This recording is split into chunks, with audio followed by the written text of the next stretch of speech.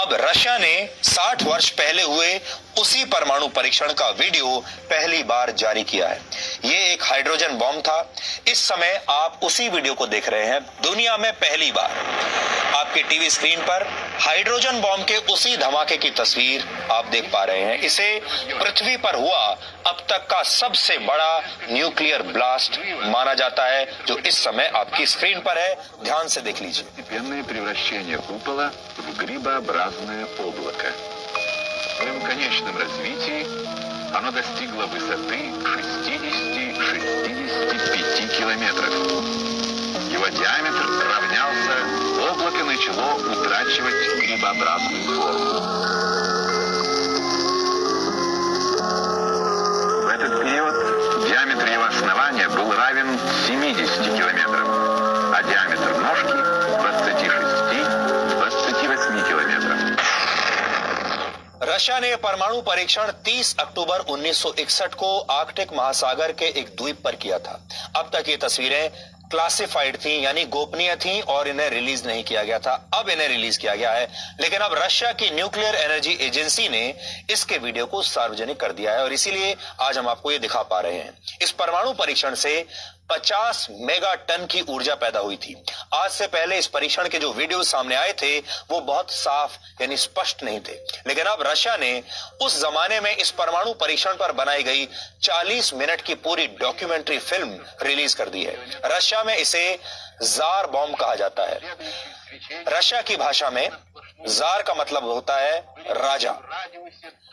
अगर अंग्रेजी में हम कहेंगे तो शायद इसका नाम कुछ ऐसा होगा जैसे किंग बॉम्ब, यानी शायद सारे बॉम्ब्स का राजा। इस बॉम्ब को एक हवाई जहाज से पैराशूट की मदद से गिराया गया था। यह जमीन से 13,000 फीट की ऊंचाई पर फटा था। इसकी टाइमिंग इस तरह से रखी गई थी कि धमाका होने से पहले इसे गिराने वाला हवाई जहाज कम से कम 45 किलोमीटर दूर निकल चुका हो, नहीं तो वो भी नष्ट हो जाएगा। लेकिन बम के फटने से पैदा हुई ऊर्जा ने इस प्लेन को भी अपने चपेट में ले लिया था और ये हवाई जहाज बेकाबू होकर 1 किलोमीटर तक नीचे गिरने लगा था। हालांकि बाद में जो इसे उड़ाने वाले पायलट्स थे उन्होंने इस प्लेन को बड़ी मुश्किल से संभाल लिया था, वरना ये क्रैश हो गया होता। इस परीक्षण के बाद जो ऊर्जा और रोशनी निकली उसे 1000 किलोमीटर दूर से भी देखा जा सकता था। आप कल्पना कीजिए, 1000 किलोमीटर दूर से भी देखा जा सकता था। 3 секунды, 2, 1, световой вспышкой необычной силы. В этот момент самолет-носитель находился в 45 километрах от места сброса. Вспышка и последующее свечение, несмотря на сплошную облачность, были видны в радиусе до 1000 километров.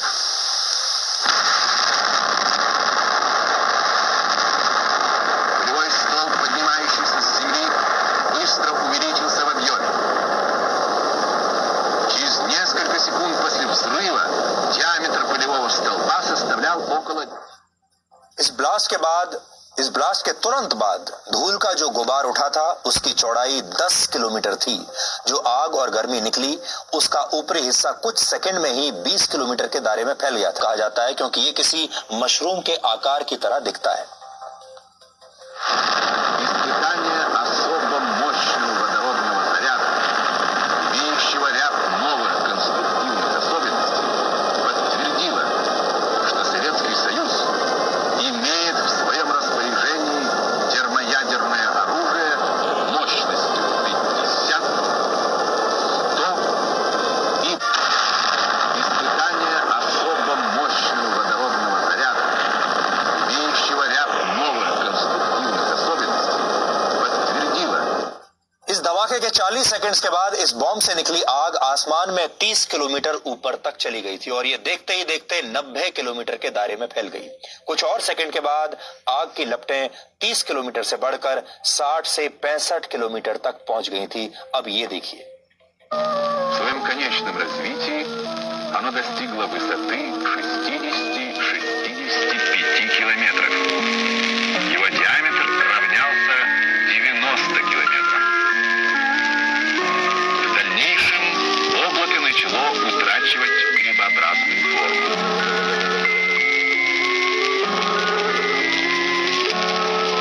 В этот период диаметр его основания был равен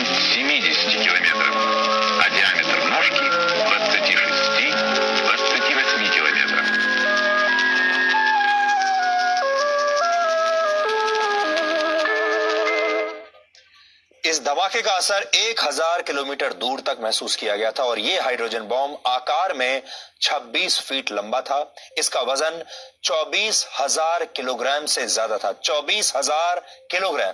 उस समय के रशियन वैज्ञानिकों का मानना था कि इसका असली युद्ध में इस्तेमाल करना आसान नहीं होगा। इस समय दुनिया के 6 देशों के पास हाइड्रोजन बॉम्ब मौजूद हैं और ये देश हैं Russia, America, Britain, France, Bharat और नॉर्थ कोरिया।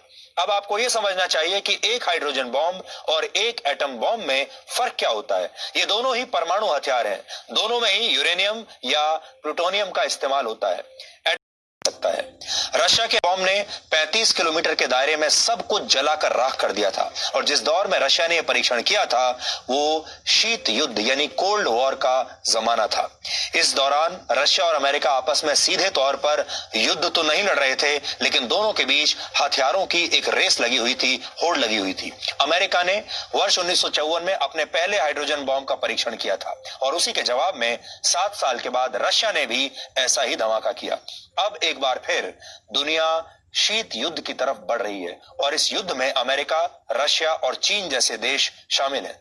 माना जा रहा है कि रशिया ने यह वीडियो जारी करके दुनिया को अपनी उसी पुरानी ताकत का एहसास कराने की कोशिश की है।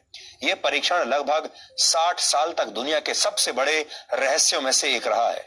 इस पर आज हमने एक वीडियो विश्लेषण तैयार किया है। यह विश्लेषण देखकर आप समझ जाएंगे कि पूरी दुनिया को नष्ट करने के लिए कैसे सिर्फ एक परमाणु बॉम्ब ही काफी है।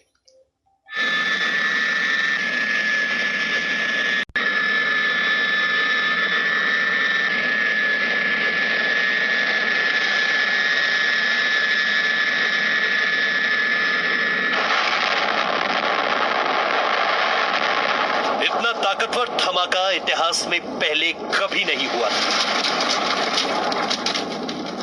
इस धमाके से धरती कांप उठी थी। धमाके से हुई रोशनी 1000 किलोमीटर दूर से देखी जा सकती थी।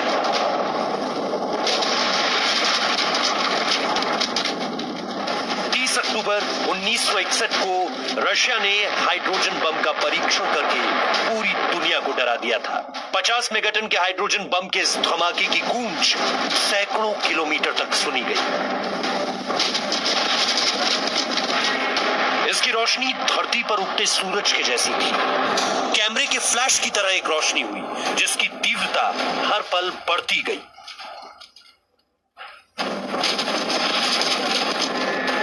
इतनी बढ़ी कि एयरक्राफ्ट से बम गिराने वाले पायलट्स को खास काले चश्मे पहनने के बावजूद प्लेन उड़ाना मुश्किल हो गया।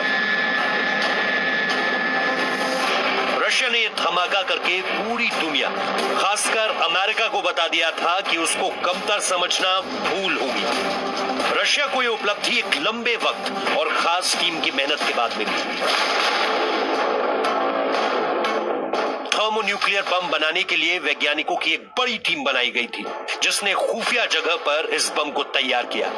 बम के परीक्षण के लिए एयरक्राफ्ट बम केस का इस्तेमाल हुआ, जो खास तौर से बमों को एयरक्राफ्ट में लगाने के लिए तैयार किया जाता है। हाइड्रोजन बम के लिए खास केस बनाया गया जो 100 मेगाटन ऊर्जा को झेल सके। बम के पीछे पैराशूट लगाने के लिए क्लैंप भी लगाए गए थे। पैराशूट इसलिए लगाए गए थे ताकि बम अपनी तय जगह पर खास स्थिति में गिरे। हाइड्रोजन बम के परीक्षण के लिए नोवाया ज़ेमेलिया को चुना गया। यह टेस्टिंग साइट एक हाइड्रोजन बम के परीक्षण के लिए सबसे सुरक्षित मानी गई थी। इसी के पास कोला पेनिनसुला एयरबेस तक ट्रेन के जरिए हाइड्रोजन बम को पहुंचाया गया। ट्रेन से ले जाने के लिए खास कैरेज भी बनवाया गया था और सुरक्षा का खास ध्यान रखा गया था। बम को जिस एयरक्राफ्ट से गिराया जाना था वो रशिया का Tu-95 एयरक्राफ्ट था। इसकी खासियत ये थी कि ये 26 टन वजनी बम को ले जाने में सक्षम था। हाइड्रोजन बम के रेडिएशन से बचने के लिए इस पर खास पेंट भी किया गया था। हाइड्रोजन बम के धमाके की हर जांच के लिए विमान में भी खास उपकरण लगाए गए थे। इसमें हीट और शॉक पल्स मापने के यंत्र थे। साथ ही इसमें एक वीडियो कैमरा लगाया गया था जिससे धमाके की तस्वीरें ली जा सके। इस परीक्षण की निगरानी के लिए बनाया गया कमांड पोस्ट परीक्षण की जगह से 260 किलोमीटर दूर था। हालांकि कम्युनिकेशन के लिए परीक्षण की जगह से 90 किलोमीटर दूर D8 परीक्षण साइट पर भी लैब और सपोर्ट स्टाफ मौजूद था। धमाका जहां होना था वहां पर उसकी तीव्रता मापने के लिए सभी तरह के उपकरण लगा दिए गए थे। T8 टेस्टिंग साइट पर बेलूशिया बे में वॉरशिप भी तैनात किए गए थे। मुख्य टेस्टिंग साइट से 17 किलोमीटर दूर कैमरे लगाए गए थे ताकि धमाके की तस्वीरें ली जा सके। 29 अक्टूबर तक इस बम से जुड़ी सभी जांच पूरी कर ली गई थी। यहां तक कि एक रात पहले तक बम और एयरक्राफ्ट की हर तरीके से जांच की गई ताकि परीक्षण में किसी तरह की गलती ना हो। बम को एयरक्राफ्ट से ले जाने वाले पायलट्स को भी आखिरी चंद जानकारियां दी गई जो पहले गुप्त रखी गई थी। 30 अक्टूबर 1961 की सुबह Tu-95 बॉम्बर ने हाइड्रोजन बम को लेकर उड़ान भरी। हाइड्रोजन बम वाले एयरक्राफ्ट के साथ एक और एयरक्राफ्ट उड़ान भर रहा था। इस खास विमान में वैज्ञानिकों की एक टीम थी और इसमें एक लैब बनाई गई थी। वैज्ञानिकों ने तय किया था कि हाइड्रोजन बम को गिराने से पहले एयरक्राफ्ट की ऊंचाई 10,500 मीटर रहेगी। जैसे ही परीक्षण स्थल आया, बम गिराने वाला सिस्टम ऑटोमेटिक मोड में चला गया। ऑटोमेटिक मोड में जाते ही T8 टेस्टिंग साइट से बम गिराने का फैसला लिया गया। काउंटडाउन शुरू हो गया।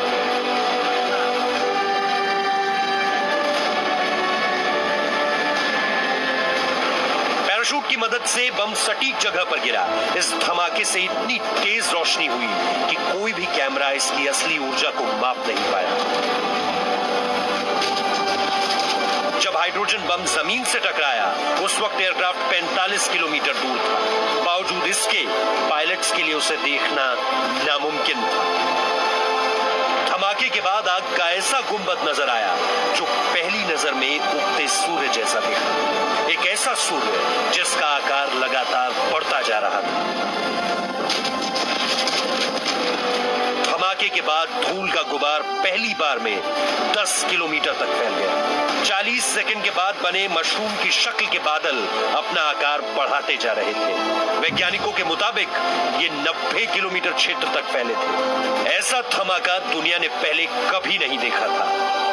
इतना ताकतवर बम किसी भी देश के पास न था न है।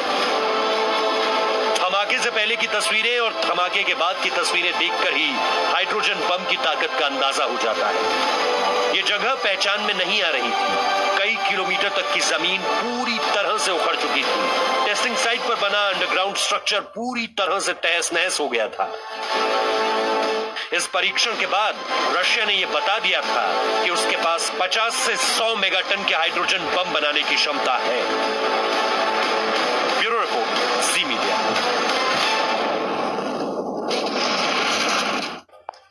इस धमाके का असर 1000 किलोमीटर दूर तक महसूस किया गया था और यह हाइड्रोजन बॉम्ब आकार में 26 फीट लंबा था। इसका वजन 24,000 किलोग्राम से ज्यादा था। 24,000 किलोग्राम। उस समय के रशियन वैज्ञानिकों का मानना था कि इसका असली युद्ध में इस्तेमाल करना आसान नहीं होगा। इस समय दुनिया के 6 देशों के पास हाइड्रोजन बॉम्ब मौजूद हैं और ये देश हैं Russia, America, Britain, France, Bharat और नॉर्थ कोरिया। अब आपको यह समझना चाहिए कि एक हाइड्रोजन बॉम्ब और एक एटम बॉम्ब में की तुलना में ज्यादा मुश्किल होता है, लेकिन यह ऊर्जा पैदा होती है जो आग की शक्ल में बहुत बड़ी तबाही लेकर आती है। हाइड्रोजन बॉम्ब बनाना एटम बॉम्ब बनाने की तुलना में ज्यादा मुश्किल होता है।